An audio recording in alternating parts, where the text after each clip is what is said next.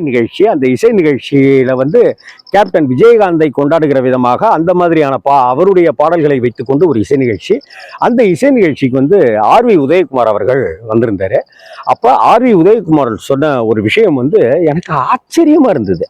அதாவது சின்ன கவுண்டர் படம், அந்த சின்ன கவுண்டர் படத்துக்கு ஆர்வி உதயகுமார் பாட்டு எந்தெந்த இடத்துலலாம் வேணும் அப்படிங்கிறதெல்லாம் சொல்லிட்டாரு.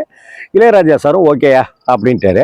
அடுத்த நாள் காலையில் அவர் 8:30 மணி 9 மணிக்கு ஆர்வி உதயகுமார் பிரசாத் லேபுக்கு இசைஞானி அவர்களை சந்திக்கிறதுக்கு வந்திருக்கார்.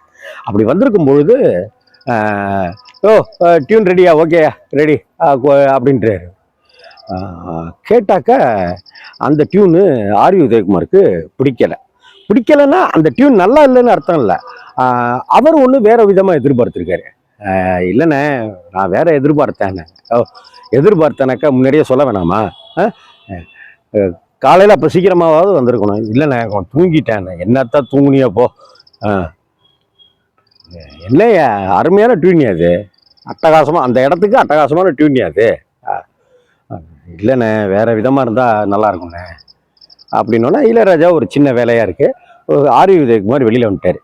இப்போ ஆர்வி உதயகுமார் கோச்சிட்டு கிளம்பி போயிட்டாரா, காரில் ஏறி போயிட்டாரா, இல்லை வேற எங்கேயாவது போயிட்டாரா, இல்லை மூளையில் உட்காந்துக்கிட்டாரா அப்படின்னு இளையராஜா என்ன நினைப்பாரு அப்படின்னு ஆர்வி உதயகுமார் சாருக்கு ஒரு குழப்பம் இருக்குது, ஒரு பயம் இருக்குது, ஒரு கலவரம் இருக்குது.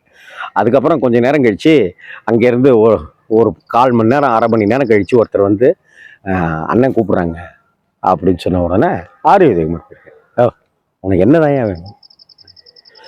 அண்ணே நீங்கள் போட்டிருக்க டியூன் ரொம்ப பிரமாதமாக இருக்குது. ஆனால் மணிரத்னம் மாதிரி இருக்கிற ஒரு டைரக்டர் பயன்படுத்த வேண்டிய டியூன் மாதிரி இருக்குது. நான் கிராமத்தில் கரட்டு காடு அப்படி இப்படின்னு எடுத்துகிட்ருக்கிற ஒரு ஆள். எனக்கு அவ்வளோ ஹையான ஒரு பாட்டு கொடுத்தீங்கனாக்கா அது நல்லா இருக்காது, எனக்கு அது தாங்குமாது. சும்மா மாலை, முத்து மாலை, பவழ மாலை, ரத்தன மாலை அப்படி இப்படின்ற மாதிரி ஏதாவது இருந்துச்சுன்னா நல்லாயிருக்கும், அதானே கேட்டேன் அப்படின்னு சொல்ல, உட்காரியா இந்தா அப்படின்னு விருட்டுன்னு ஹார்மோனிய புட்டியை எடுத்து வச்சிருக்காரு இளையராஜா அவர்கள். அப்படி வச்சுக்கிட்டு டக்கு டக்கு டக்கு டக்குன்னு போட்டு இப்போ என்னையா அப்படின்னு சொல்லி முதல் வரியவும் இசைஞானி இளையராஜாவே சொன்னாராம். அந்த முதல் வரி இளையராஜா சொன்னது தான், முத்துமணி மாலை ஒன்று தொட்டு தொட்டு தாலாட்ட வெக்கத்துல சேல அப்படின்னு இருக்குல்ல அந்த பாடல். சின்ன கவுண்டர் படத்துல மிகப்பெரிய மெலடி ஹிட்டு இந்த பாட்டு இல்லையா? அப்படி சொன்ன உடனே 5 நிமிடம் தான் ஆர்வி உதயகுமார் அவர்கள் சொல்றாரு, அண்ணன் ஒரு டியூனை போட்டாரு இந்த பாட்டுக்கு, இந்த படத்து சீனுக்கு, ஆனால் அது வேணான்னு சொல்லிட்டேன். வேணான்னு சொன்னதுக்காக இளையராஜா சார் கோபம்லாம் படலை, ஆனால் கோவப்பட்டாரு. நல்ல டியூனை மிஸ் பண்ணுறியாடா அப்படின்னு சொல்லிட்டு கோவப்பட்டாரு. ஆனால் இப்போ உனக்கு என்ன வேணும் அப்படின்னு என்கிட்ட கேட்டார். நான் சொன்னேன். உடனே ஹார்மோனிய புட்டியை கோபத்தோடு அழுத்தாரு. கோபத்தோடு தான் ஹார்மோனிய கட்டைகளை அழுத்துறாரு.